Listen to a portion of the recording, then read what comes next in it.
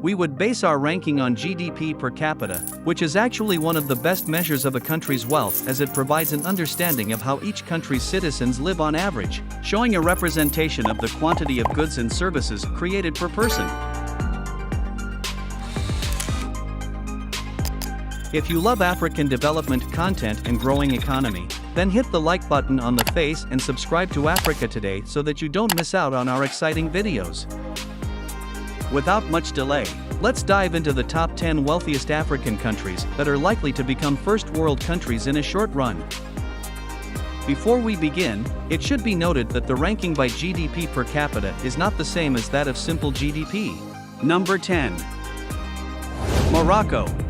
GDP per capita, in US dollars, $3,409.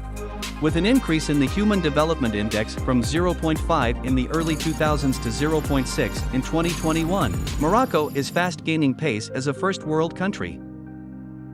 In addition to that, it has been predicted that in the next 50 years, Morocco would become a superpower and rival superpowers like the US, China, and Russia. Its newfound superior status would be due to the fact that it would control the last 70% of the world's phosphates. Phosphate is one of 3 ingredients of fertilizer and cannot be synthetically produced.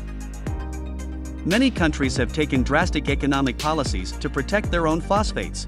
For example, phosphate prices have increased by 80% since early 2020. In September of 2021, China banned the exporting of any of its own phosphates in hopes of assuring that it had enough phosphates to produce fertilizer to grow its own food for the foreseeable future.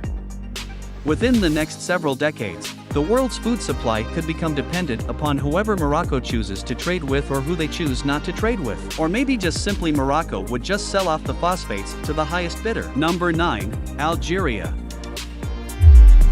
With a GDP per capita of $3,449, its strategic location, abundant natural gas reserves, and a Human Development Index of 0.75, Algeria has an even easier possibility of becoming a first world country in a couple of years. In the wake of the war between Russia and Ukraine, Europe turned to Algeria for its natural gas supplies, which it very much needs in order to keep its economy running. The hydrocarbon industry, which accounted for 20% of GDP, 41% of fiscal revenues, and 94% of export earnings in 2019, is experiencing a structural reboost. Number 8. Egypt. Its GDP per capita have almost tripled over the years and stands at $3,606. If Egypt continues with this trend, it would only be a matter of time for it to hit the status of high-income economy. Moreover, it should be noted that the country with the highest Human Development Index is Norway with an index of 0.9. In addition to that, Egypt's recent macroeconomic and structural reforms stabilized the economy and have allowed the country to enter the global crisis with improving fiscal and external accounts. Its strategic control over the Suez Canal and huge tourism sector cannot be underestimated in pulling Egypt faster than ever in an ever-growing globalization scheme. Number 7. Namibia. GDP per capita, $4,412 and Human Development Index of 0.6. Namibia is a small country of about 2.5 million people but then has huge reserves of minerals including gold, diamonds, and uranium. It has a long coastline on the South Atlantic, bordering South Africa, Botswana, Zambia, and Angola. The rapid increase over the years in its GDP per capita sets it ready for a first world power.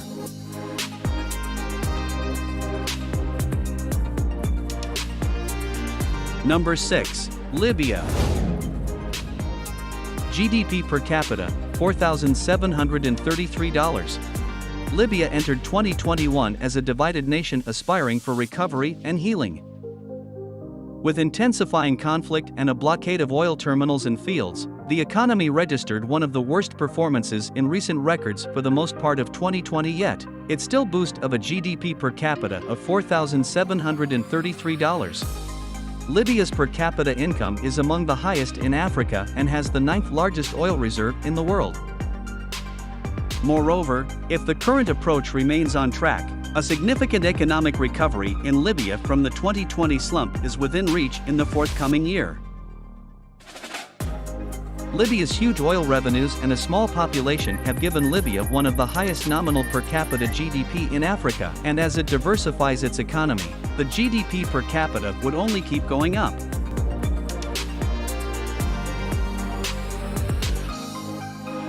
If you are still watching this video, it means you love and are interested in African development content. Take a second and hit the like button, it helps us grow.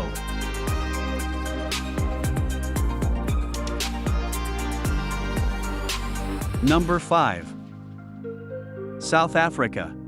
GDP per capita, $5,236, Human Development Index of 0.7. The economy of South Africa is the third largest in Africa and highly developed. It is the most industrialized, technologically advanced, and diversified economy in Africa overall. In addition to being one of the world's largest exporters of gold, platinum, and other natural resources, it has well-established financial, legal, communications, energy, and transport sectors and the continent's largest stock exchange. South Africa has made considerable strides to improve the well-being of its citizens since its transition to democracy in the mid-1990s. Poverty levels have dropped considerably currently. It is considered by the World Bank to be an upper-middle income economy. Moreover, swift reforms and a steady increase in the Human Development Index as well as GDP per capita is fast taking it into a full first world country. Number 4, Botswana. GDP per capita $7,036 and Human Development Index of 0.7. Botswana is located at the center of southern Africa, positioned between South Africa, Namibia, Zambia, and Zimbabwe. It was one of the world's poorest countries at independence in 1966. It rapidly became one of the world's development successes. Significant mineral, diamond, wealth, good governance, prudent economic management, and a relatively small population of slightly more than 2 million have made it an upper-middle-income country with a transformation agenda of becoming a high-income country by 2036.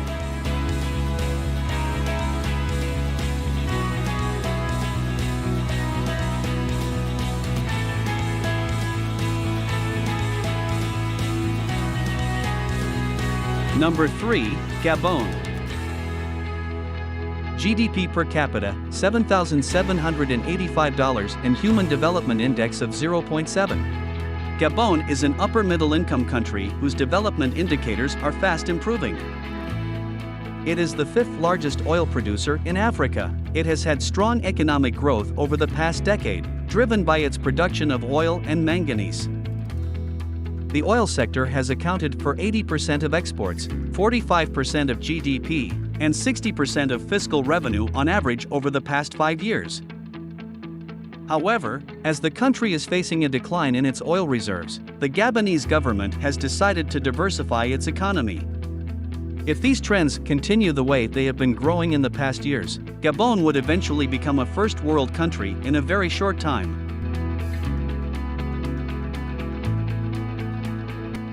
Number 2, Equatorial Guinea.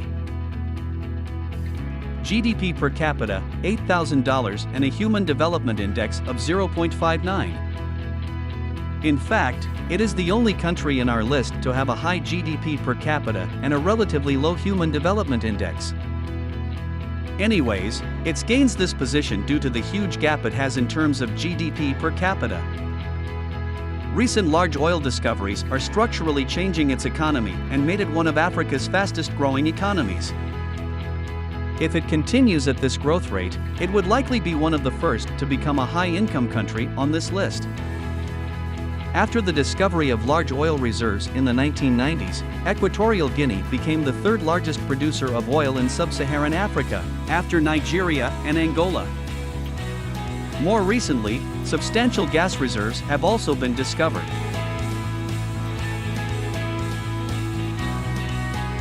The first on our list is Seychelles. It has a GDP per capita of $12,648. As a point of comparison, that's far higher than India's $1,965. Moreover, it has one of the highest human development indexes of the world at 0.8. Its GDP is projected to grow by 5.9% in 2023 as the economy continues rebounding. Its inflation is projected to decline to 1.5% in 2023 as supply chains improve.